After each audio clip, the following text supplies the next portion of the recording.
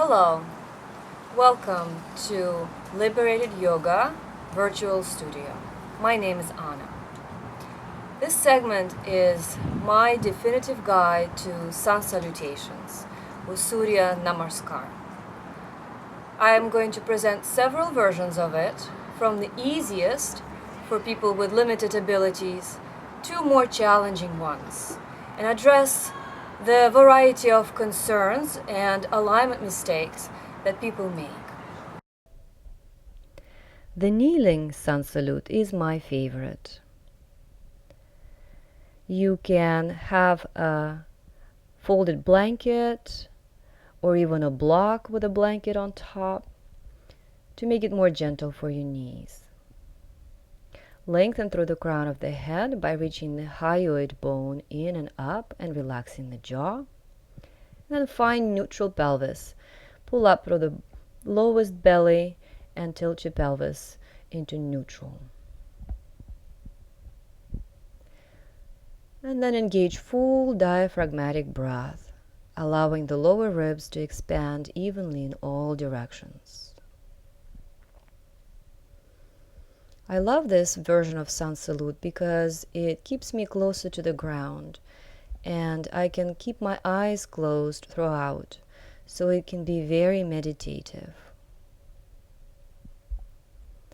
On the inhale, come up on your knees, sweeping the arms through the sides upwards and keeping the shoulders down. On the exhale, sit back down, bring the hands by your knees on the floor and slide them forward into extended child's pose. Inhale into table pose, tucking the toes. Keep the head level with the rest of the spine and look down at your knees before transitioning back and up into down dog. Now this is where we run into trouble. People often hyperextend and lock their knees back, which rounds their spine and prevents full breathing. Keep the knees bent to accommodate neutral pelvic tilt. Draw the arm bones in and keep the head level with the spine. Try not to look up and shorten the back of the neck. There's enough of that with our head forward anyway. Even if your heels don't come to the floor, don't worry. As you transition into table pose and into cobra, again, try not to lead with the chin and don't allow the shoulders to come up to the ears. Instead, bring the shoulders back and down. Keep your chin slightly tucked as you lower slowly to the ground with the elbows hugging close to the midline. As you push up into cobra, again, avoid using your arms and throwing the head back. Instead, pulling the belly in softly, reach up from the nape of the neck, keeping the head relaxed. As you transition into down dog, you can do so through table pose, finding that neutral pelvic tilt again. See if you can feel your lower belly pull in and up towards the backbone. Inhale into table pose. Exhale into child's pose. Bring your hands by your knees to help you up, and then sweep overhead on the inhale. Exhale, sit back down to your heels. So this is a very gentle version that most people can do. Let's repeat again without mistakes. Inhale, sweeping through the sides allows to release the shoulder blades down to free the arm for that movement overhead. Inhaling into table pose, keep the head in line. Look down onto your knees and reach the sitting bones back and up. Keep the arm bones moving into their sockets. And soften the knees. Exhale into table pose, and as you shift the weight forward, keep your shoulder blades down the back and neck nice and long and soft as you lower down. You can step your hands a little forward for a softer cobra and step them back in as you transition through table pose into down dog pose, staying for a breath, seeking that upward flying belly experience because of the neutral pelvis. Inhale table, exhale child's, and then inhale, sweep up through the sides, keeping the chest open. Exhale and sit back onto your heels. in the kneeling sun salute, you can add sort of a warrior variation with lunges. Let's explore. Inhale, salute upwards on the knees. Exhale, extended child's pose. Here I'm keeping my arms overhead for added challenge. Inhale, table pose with the very small back bend. Exhale, look down. Shift into down dog. Lengthen the spine. Lengthen the crown of the head down towards the floor. And then as you bring the knees back down again on the exhale, you can step 1 foot forward into low lunge, sinking the hips down. Engage your abdominals softly, and then shifting the shoulders to stack over hips, sweep up overhead.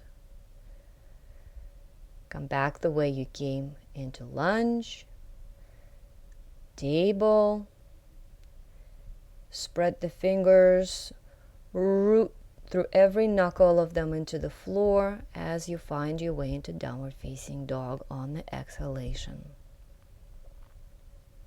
Let's do the other side. Exhale, knees down. Step forward with the other foot, lower the hips, engage the belly, and then shifting the shoulders back, sweep through the sides upwards. Exhale, come into lunge. Inhale into table pose. Plant the hands level. Exhale, down dog. Experience down dog for a breath or two. There's never any rush. Inhale into table pose. Exhale, lowering the hips down. You can keep them halfway up off the floor for upward facing dog, as long as the shoulders stay down and the head is level with the rest of the spine. Exhale from the core, shift back into down dog. Allow the diaphragm to push up against the internal organs on the inhale. And then come back through table into child's. And sweep up overhead. Kneeling sun salutation.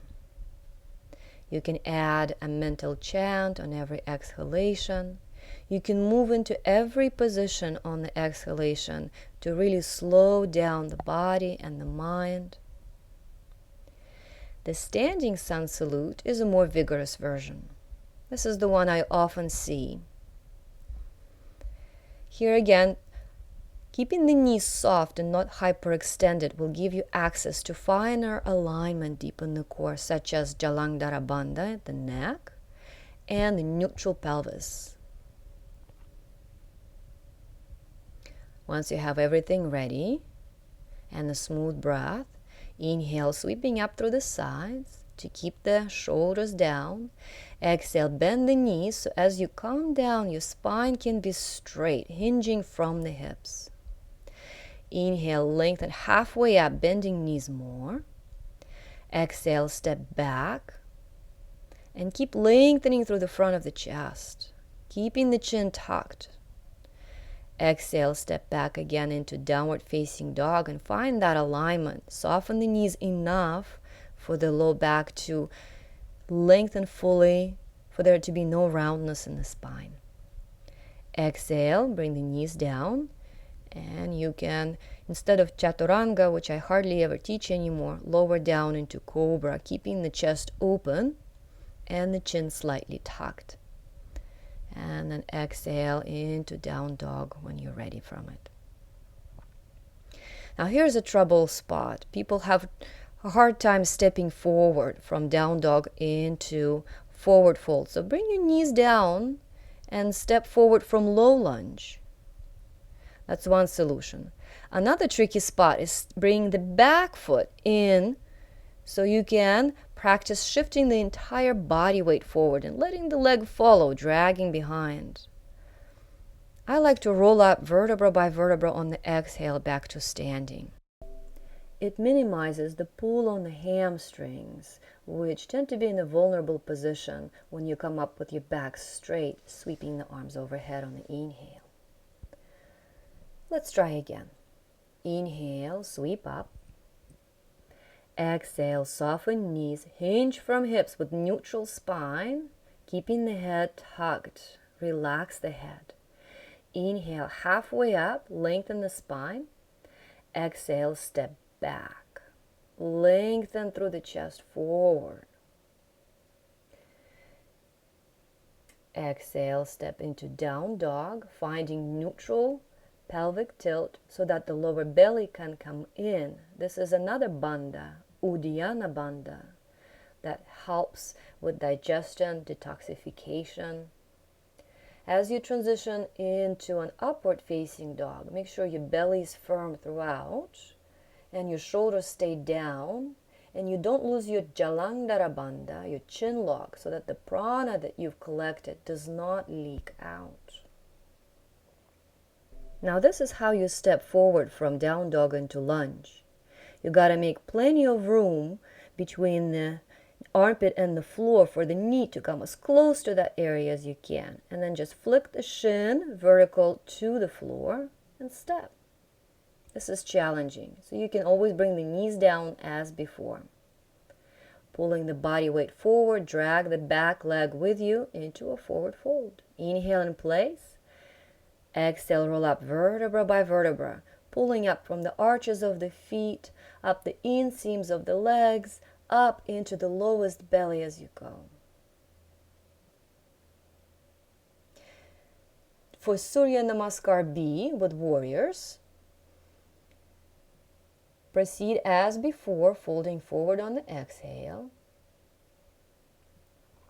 lengthening on the inhale, stepping back on the exhalation. Now for warrior pose, your back leg needs to be closer than before, so the back heel and outer edge can firmly root down. As you come up, look at your front knee, stack it right over the second toe of your foot. Stack the shoulders over the hips. And then you just move the back foot a little further back to align for downward facing dog. Feel free to adjust the distance between hands and feet in down dog that satisfies you, that you feel a good stretch, even stretch the entire back body, legs, low back, shoulders. I like to bring my knees down for chaturanga. It's just softer on everything, low back and shoulders. When you push down, make sure your shoulders don't come lower than the elbows. And then come back into down dog through the knees, through table pose. Now I showed two versions of how to step from down dog into lunge. If neither of them really works, try this. You can bring the knees down, then come up on the knees and step the foot forward into lunge. Lifting the back knee, straightening the leg, shift the entire body weight forward, drag that back leg with you into a forward fold. Inhale in place. Exhale, roll up vertebra by vertebra. Restack the shoulders, and on the inhale, sweep up overhead. Now the sequence for me is not as important as the alignment and the quality of alignment. What I see too much of is chaturangas, those push-ups that can really hurt the shoulder if the alignment in it is not spot on. We'll come to that at the end of this sequence. So you can see what to do if you're in class and everybody's doing chaturangas. So one thing to watch for is knee alignment, making sure it stacks right over the second toe. Another thing to watch for is down dog alignment. Make sure you soften the backs of the knees so your spine is lengthened, that the head is not looking up, but the head is relaxed and the back of the neck is long and soft. And as you come into plank, make sure you're neutral, shift the weight forward, and as you bend the elbows, hug them close and don't let them slouch. And then pull up before your shoulders dip below the elbows. The knees can be on the floor, off the floor, whatever your low back finds more comfortable. Exhale into down dog. Stay for a breath, enjoying that nice smooth breath. Again, you can shorten your stance by stepping forward a little before coming into lunge. This will make it easier when this part comes around, when you have to drag the back foot forward to step next to the front. Roll up vertebra by vertebra. Inhale and sweep up. Exhale and stand tall. To recap, let's talk about the important points that we mentioned today. Number 1 is breath. Make sure you are always breathing smoothly, that your breath and movement are coordinated, which means that whenever your limbs are traveling away from the body or a movement is expansive through the chest, it's usually an inhalation. And whenever limbs travel towards the body or it's some kind of an exertion, like down dog or chaturanga, it's usually an exhalation. But you can exhale into any position, although only certain positions can be done on the inhale. It's important to keep the neck in line with the rest of the spine at all times. Avoid dropping the head back deeply, as you sometimes see other practitioners do. I believe it harms the neck, especially for those of us who have our head forward. This alignment was passed down to us from the original yogins that came to the United States from India. They, of course, never had a computer in front of them and didn't drive the cars as much when they came. And so for them, the neck was never as much of a problem as it is for us here and now. Also, keep your pelvis in neutral and your lowest belly, the transverse abdominis, engaged. This will facilitate full, smooth, diaphragmatic breath. And then finally, for smaller alignment points, track the bent knee over the second toe of the foot. Spread toes, spread fingers on hands whenever they're on the floor, and ground evenly, lifting the arches of the feet and the centers of the palms. Enjoy your practice, and I thank you for joining me. Namaste.